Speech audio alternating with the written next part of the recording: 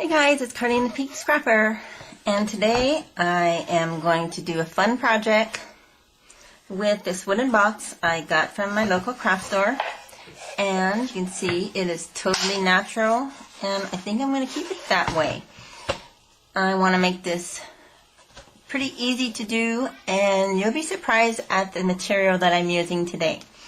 So check this out. I got this pattern at the thrift store, and these are so cheap. And the thing about buying patterns from thrift stores is you never know if they have all the patterns, but we're going to recycle this. Of course, right? Okay, so check that out. I paid 29 cents for this. 29 cents. So there's no reason to not recycle, because look at all the fun stuff you get. Now, guess what else you can also do with this? You can wrap your racks in this, you know, for 25 cents. It's just like tissue paper, you know? And so wrap it, put some raffia around it, nice ribbon, seam binding, and it's totally cute, and you just recycled it. So this one actually looks like it has all the patterns intact. And then you can even use this as well. Isn't that cool? And wrap things up with this, especially for your scrappy friends, because we totally appreciate this. Okay, so I'm trying to get my first piece on here, and I'm actually being a little sloppy. I'm not too worried about it though. And you can see this piece here is just sticking up, and I'm going to just get some Mod Podge down and then fold it right down. Now it's, the pattern paper is actually really thin. For anyone who's sewn, you know this is just like tissue paper. So I can just fold it as I please, and even if it doubles up, it's not really very thick at all. So that's why I'm not worried about being messy, because it's just fun. Okay, so you can see how that is turning out. I did try some glimmer mist on one of these pieces, and or actually some homemade mist, which was pink, and it didn't hold it very well. So I'm not going to worry about it right now. I'm just going to keep going. This is actually the bottom of my, oops. This is actually the bottom of my box. But it's okay, because you know I got to put some feet on there. So, but I did want the bottom to be finished. So this is just going on really fast, and I will come back and show you what it looks like. Hey guys, I'm back, and I want to show you how far I've gotten. So check it out. You seen the part where I covered the whole box with the pattern tissue paper, and I used my glossy Mod Podge. And then I came back and I used this cool tissue paper by Seven Gypsies. This one is called Bird Song. And I really didn't use very much of it, but I basically cut out little pieces that I wanted on my box. So I cut out some images, and then I just Mod Podged them into place. And you can see what an awesome effect that is. Isn't that cool? So you're not wasting your good stuff. You're using pattern paper that you get for pennies, basically. And so after I did that, I had to let it dry. And then I used Tim Holtz Distress Stain in the Walnut Stain. And at first I went all along the edges to kind of give it a distressed look. But then there were some areas that I needed to, I just wanted a little bit darker. So I just went in and I just colored it and then wiped it with my finger and let it dry. And this is what I have. So I really like how it's looking so far.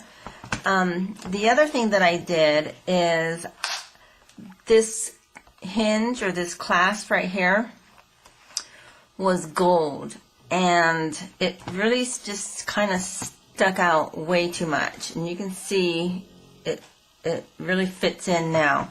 So I'm going to do the back hinges the same, using the same technique.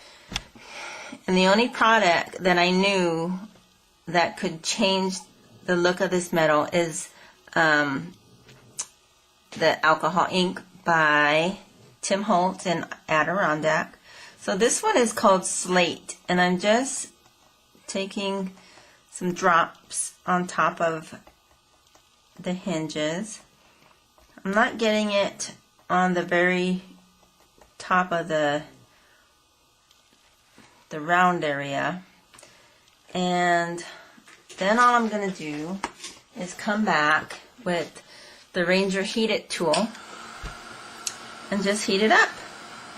And that's it. That is all I did.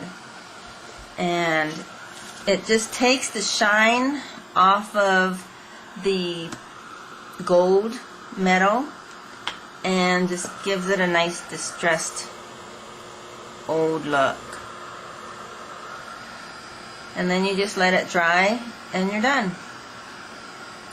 One thing that I really like about this tool is it's so quiet, and it does give off a lot of heat, but that's okay because it's not really blowing things around, which is one of the things that I love about this tool. So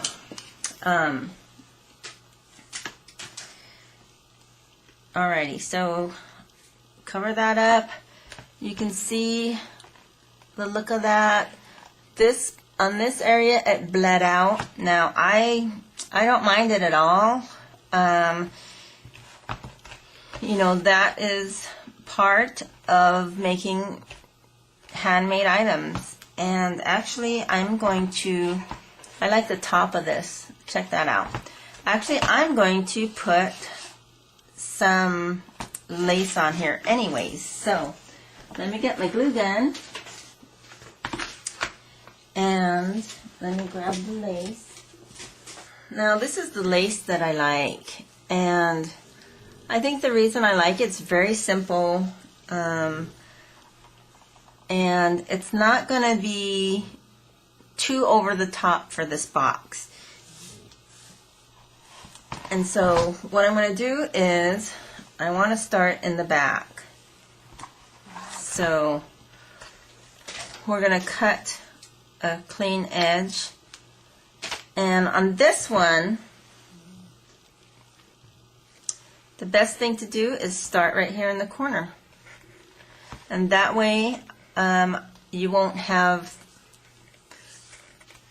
a seam in the middle. So we're going to get this started, and I'm going straight in the middle of this because I don't want it to be too far up to the top.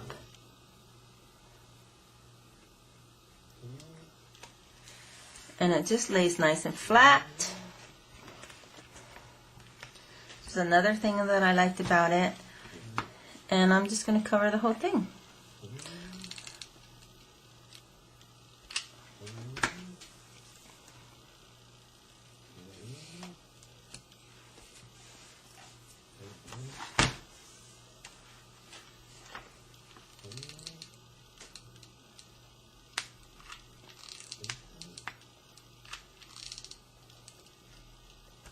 Just like that.